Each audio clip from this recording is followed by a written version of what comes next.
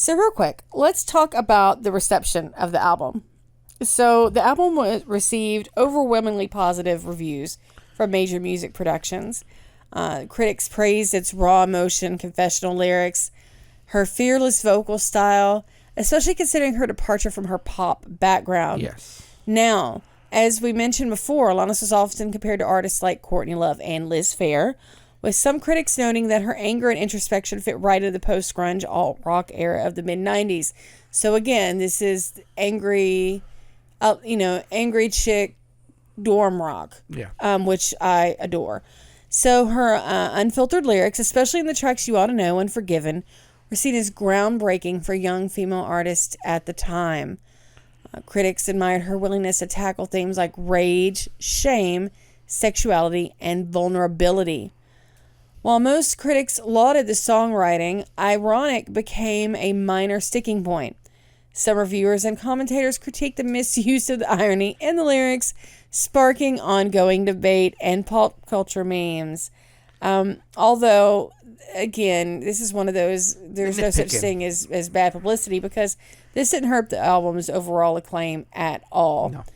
It was featured on numerous Best of 1995 lists, including by Spin, Entertainment Weekly, The Village Voice, etc.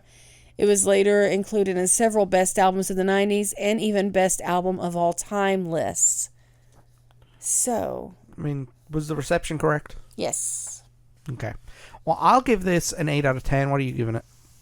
I'll give it a 9 out of 10. Okay. Yeah. And look, I'm not going to sit here and say I'm the target audience for this album. You were not the target I am audience. not the target audience for this album. However, I know a good song when I listen hear to it. it. Right. Yeah. Even if it's not directed to me or directed about me, I know what a good song sounds like.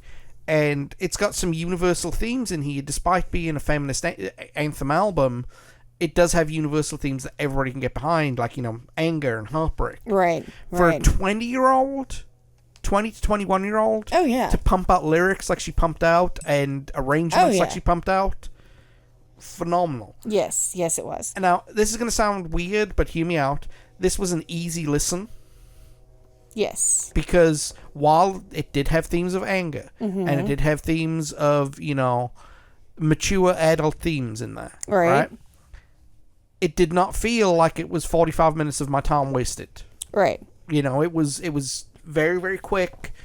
Went through, like it should have gone through. Right. And that's the thing too, right? You got all these new pop artists out today, right? And some of the big ones. I know one of the big ones these days is Taylor Swift, right?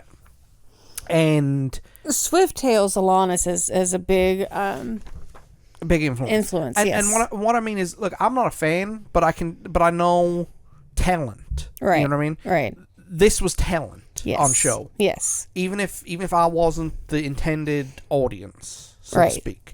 So what do you think? What's your opinion? Well, when it was released, I was the tail end of the intended audience. So this is really aimed at young women, 17 to 25, basically. And I was not quite there, but all teenage girls are dramatic. And so, and especially in that we all lived way worse lives than we should have back in that time. So, there were definitely parts of it that resonated with me. And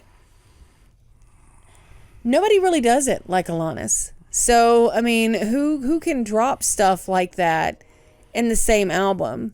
Yeah. Swift can now, but nobody could back then. Could she have done it at 20? She did do it to some degree at 20. But, Alanis was able to put herself in such a way. It was really easy back then for female artists to just be pigeonholed and labeled. Yeah. And she was able to be raw and honest and angry, but not be labeled as an angry, just as an angry rock chick. She had angry rock chick songs, but she wasn't angry. But she wasn't an angry rock chick, which a lot of a lot of female artists in that time fell into that. And I think that's just a credit to her delivery and her songwriting and just her artistry, all in all.